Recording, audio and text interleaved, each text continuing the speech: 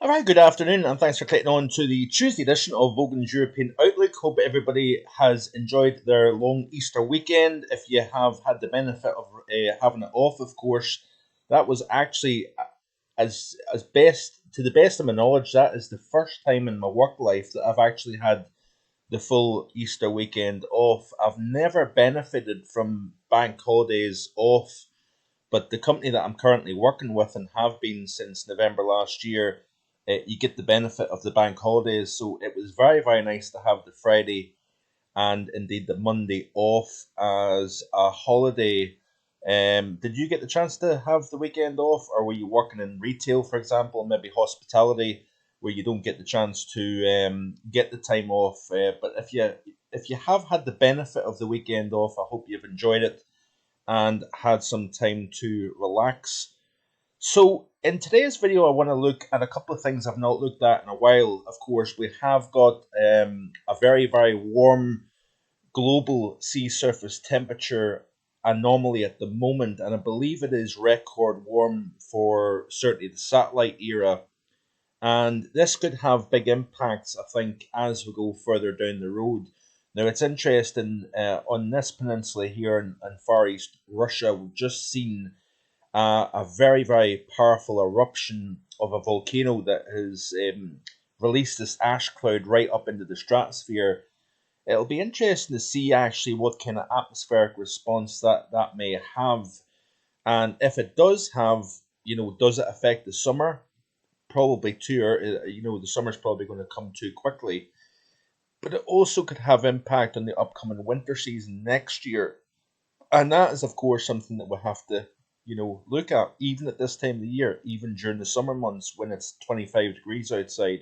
That's something that I will be looking at, I will be discussing through the summer season. So if you're not necessarily as interested in summer weather, you find that a bit boring and whatnot, there is reason to stick around during the off season, if you will.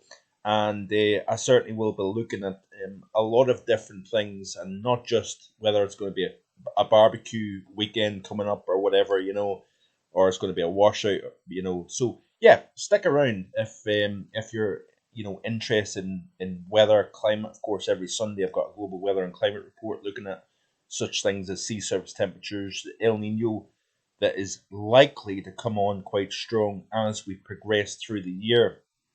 You can see, of course, this very strong warming hugging up against the Peruvian coast here. And what we'll probably start to see as we progress through the summer months is this warmth right against the coast of South America start to extend out into the Central Pacific. And that is likely to have significant impacts further down the road. Notice the warmth over the North Pacific, the cold down the west coast of North America. I believe San Diego has recorded its coldest water temperatures on record down along the San Diego coast. So very interesting stuff actually. Look at how warm the Gulf of Mexico is. Look at how warm the Atlantic is with very little cooling to speak about. Warm sea surface temperatures around the Cape Verde Islands and certainly through the equatorial portion of the Atlantic also. But the development of an El Nino, it tends to increase wind shear through the equatorial Atlantic, which may decrease the number of hurricanes that we see this summer. So that's another interesting aspect. Look at how warm now that the Indian Ocean has turned cool to the north of the Philippines, as you can see here between the Philippines and Japan, off the east coast of China. We've got quite a lot of cold water here, as well as, of course, off North America.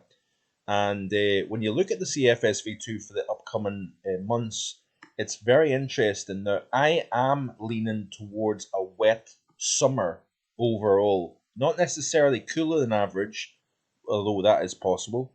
But I do think that we are going to see the onset of the El Nino. And with waters warmer than average, I think we may start to see a weather theme developing. I haven't finalized my ideas as of yet, but these are certainly the early thoughts that I've got. But look at this here for the month of May. Quite wet, relatively wet across the continent, as you can see here. Relatively dry across the British Isles. But notice the turnaround in June, then July, and then August. It looks as if we've got a fairly wet summer as per the latest run of the GFS, or the CFSV2 at least.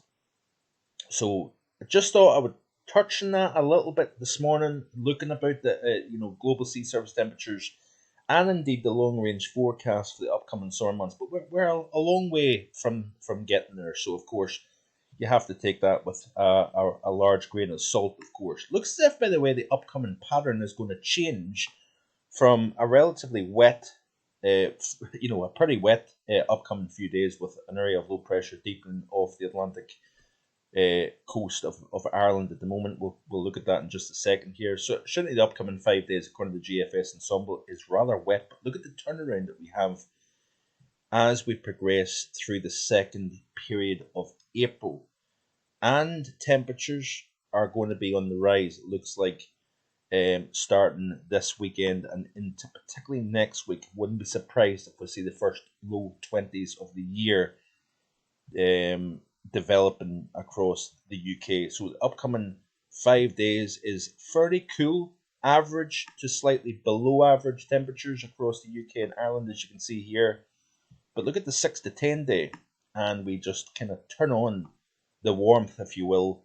And then the 11 to 15 day, you can see it's still warmer than average, but nowhere near as warm compared to average as the 6 to 10 day period. So we'll look at the reason why we're going to see the likely uptick in temperature in just a second here. But certainly it is a very interesting pattern, that's for sure. You can see here this mess now starting to encroach across Ireland and indeed the southwest of the British Isles, with a spell of fairly heavy rain and increased wind, 60 mile an hour, I think, quite widely along coastal areas of England, Wales, Ireland, Northern Ireland, even southern Scotland. But locally, we could see in excess of 70 or 75 miles per hour as this area of low pressure deepens on approach.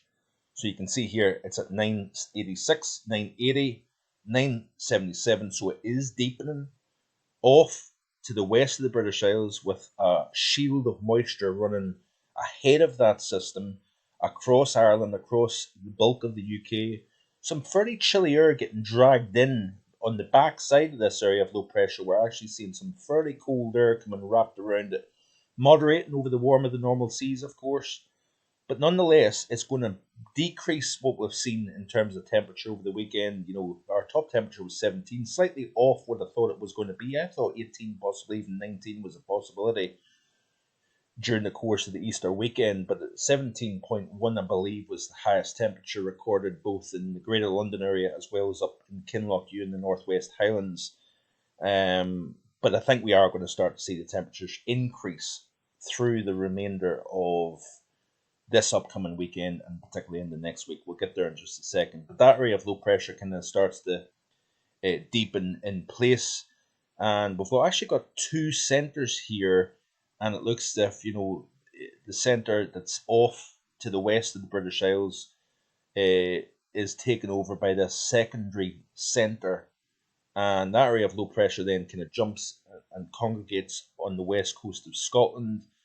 And we're going to start to see the winds really increase across the southern portion of Ireland and southwestern portions of the British Isles. Cold enough over the Highlands for snow, possibly to the highest road routes in the north of the UK.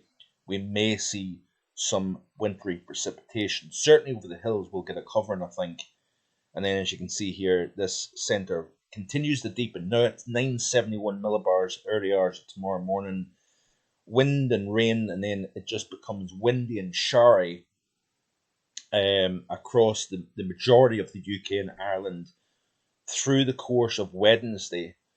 As this area of low pressure then starts to fill slightly, and then it really starts to fill as we progress into the early portion of Thursday.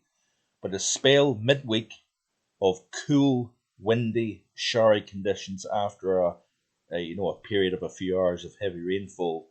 That feature then leaves legacy of shower activity, sunshine, cool in those showers, relatively warm in the sunshine, of course. Then we've got this feature here with higher pressure further north. It gets deflected a little bit across the south of Ireland, as per, of course, this run of the GFS. And you can see here what happens is we've got this slot of higher pressure and warmer conditions as well that starts to set the tone for the upcoming weekend here. So the focus is that we start to build the pressure over the UK. We've got this area of low pressure then to the west, out over the North Atlantic. That then opens the door to southerly winds coming in and allowing the air mass to start warming up. Now we've got a pesky area of low pressure over the North Sea, as you can see here. That may bring some enhanced showers, for example, especially over eastern portions of the UK. May miss out altogether if it stays well out over the North Sea. We've got another frontal boundary here. This is actually a warm front that's lifting up through Ireland, Northern Ireland, and the northern half of the British Isles. But what we are going to start to see is southwesterly winds developing and allowing the temperatures to warm up during particularly the second half of the upcoming weekend and especially into early next week. And that's when we get into the 6 to 10 day. Remember off the GFS ensemble where we've got a lot warmer air in the 6 to 10 as opposed to the upcoming 5 day period. And it looks as if that is going to maintain itself. And this is the drier theme now starting to develop here. Again, as seen in the GFS ensemble, the rainfall anomaly becoming much more below average in terms of precip. And we could be talking about some very pleasant temperatures indeed as we progress towards the early and middle portion of next week. So we'll watch this space certainly as we go forward here. And you can see here that it looks as if we've got a fairly decent week. Very different compared to this week where it's quite unsettled. Next week looks an entirely different story altogether here. So hopefully this remains the dominant player as we go through the remainder of this week. Hopefully, it will maintain this theme overall. So, of course, the April forecast has near average temperatures at the moment. It's actually below average England and Wales, warmer than average across Scotland. And of course, we've got an upcoming 5 day period where we've got subpar temperatures, then warmer than average next week. Of course, that may bring the average temperature for the whole month closer to average. And then it's all to play for during the final 10 days of the month here. So we'll watch and see what happens. We've got a drier than average month compared to what we had in March. So if you haven't already done so, have a look at the forecast on MarkVoganWeather.com. You can follow me on Facebook and Twitter. And as always, please please share with your friends and family, and hit that subscribe button if you haven't already done so, and hit the bell so you don't miss out on daily weather content. Thanks for watching. Enjoy the rest of your Tuesday, and I'll hopefully be back again tomorrow with more. Bye for now.